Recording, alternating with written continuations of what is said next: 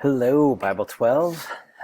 Here we go. This is actually the last official lesson that we are going to have of sacred marriage, and then we'll have one more week of 1.5 weeks of other stuff that we'll do. But as far as sacred marriage is concerned, this is the last lesson. Congratulations, you made it. And it's a perfect day because it's also mine and my wife's 14th anniversary. April 29th, 2006. We got married. And provided all of the groundwork from which I built this class. So hopefully this has been helpful to you, and hopefully it will be helpful to you in the future. So today, if you haven't done so already, we're asking really tiny little insignificant questions for the warm-up. Why did God create humanity, and for what purpose or reason do we exist? Just kidding, because philosophers have argued over this for a couple of millennia, maybe more. Why do we exist? So that's the warm-up question for today, and then watch the screencast. Then there's 2 chapter summary notes, things that you got to do. And that is today's class in a nutshell. So let's dive right into that PowerPoint. So when it comes to answering this question, why did God create humanity, there are oftentimes a couple of defaults that Christians will say. And now, in some ways, these things that Christians say are accurate. But if you pick at them long enough, you notice that there might be some holes. And so here are most of like the assumptions that people have. Before we do that, we need to ask, okay, well, what are we here for? Why do we exist? And then if the scope of this class is talking about relationship, like, and marriage in particular, does that fit into the picture at all? Or is it just like this side thing? Like, are we going to take the Apostle Paul in 1 Corinthians 7 and be like, marriage is this thing that you can do if you just can't control your bodily urges? But I think that there's actually more connection than that. And I think that the author of Sacred Marriage is really smart to put the sexuality chapter right before the mission and purpose chapters, 13 and 14. Because like that, it's that perfect, like that quote that we ended with last time from C.S. Lewis, where he says that, like, if there is an urge or a need for something, then there must be something that fulfills it. And if you can't find that thing in this world, then that must mean that it's fulfilled by something outside of this world.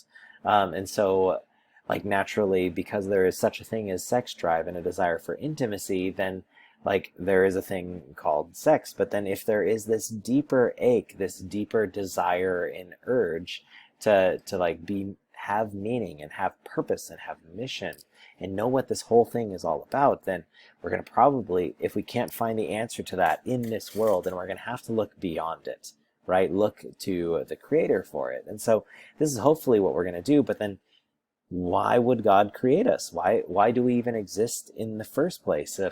If you read through the writings of the 19th and 20th century existentialist writers, you would see that like this question can cause a lot of agony and torment and make people feel kind of crazy. Like, what am I even doing here? Like, what is this all about? And some of the default answers that a lot of Christians will go to is that, okay, well, maybe like some of the immature Christians I hear, like, and immature, I mean, like maybe you 2 years ago in sophomore Bible, would say like, maybe God was bored. Like, okay, God was bored, and since he was bored, he made some stuff so that he can do something, right? Like maybe some of you on quarantine, right? You're feeling bored, and so you're looking for something to entertain yourself with, and so maybe that's what God was like. He was bored, and so he was looking to entertain himself.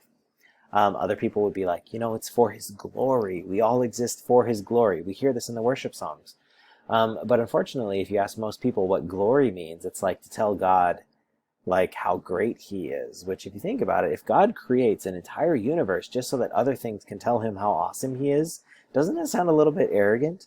Or maybe on the flip side, like to get that praise, like if God needs that praise to feel okay about himself, does that make God insecure?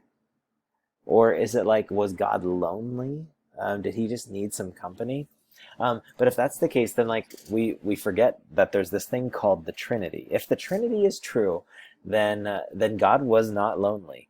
God did not have any need for extra praise or glory, because in the Trinity they're constantly glorifying one another, and there's no boredom there, because imagine three ultimately perfect beings constantly pouring into each other. Like, that sounds pretty amazing.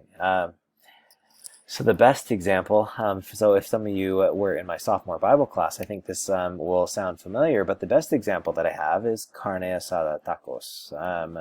Carne asada is something that I can, like, whenever there's a taco guy, I know that I'm going to eat until I hate myself, because I will have 20 tacos in a 2-hour span, as long as that guy keeps cranking them out, right?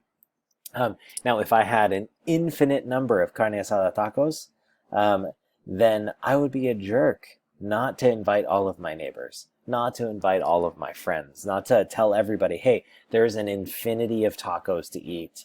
Everybody come eat. I could solve world hunger here. The best thing that I could do, the most loving thing that I could do, would be to share carne asada tacos with everybody. And so, because God, before creation, was experiencing love and existence and mutual admiration, the most loving thing that this type of being could do would be to create and bring other beings into existence to experience the same thing, right? If love and existence is such a beautiful thing, then the most loving thing that being could do is to be like, you should have some of this, right? This is amazing.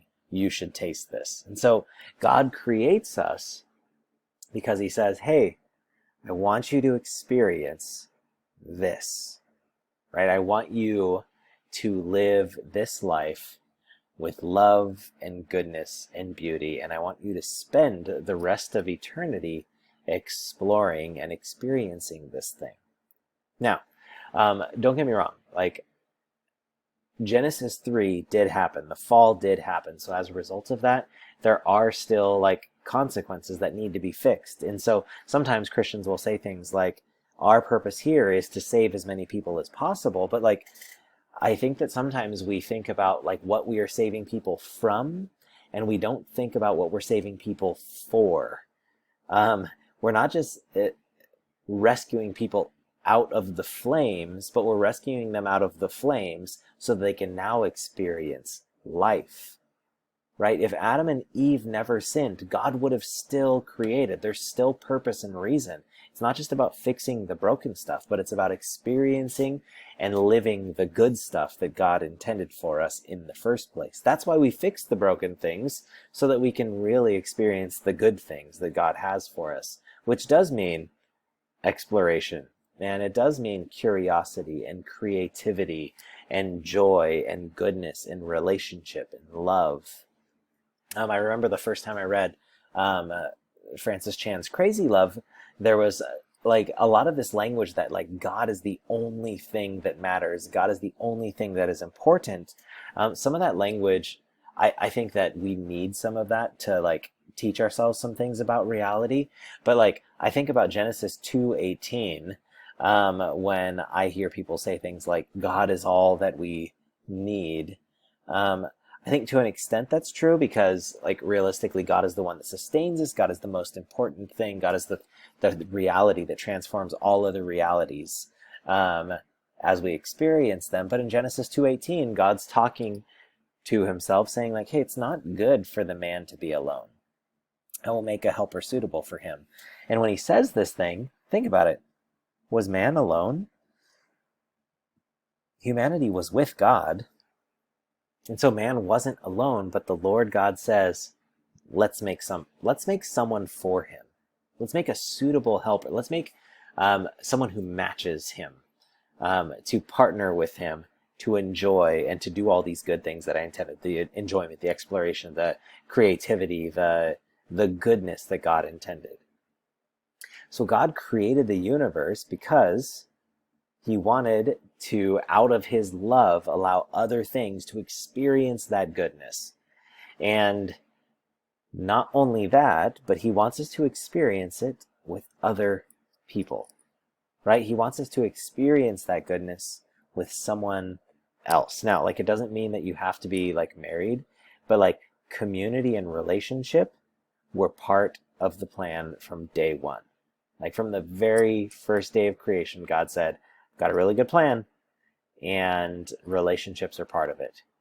Not just relationship with me, but with relationships with the rest of creation and other people like you. It's part of God's plan. And so this is what you're going to do for the rest of classes. Well, one, I want you to think about, okay, well then what is it that God has put in your heart? What is it that God wants you to experience in your life? The relationships, the goodness.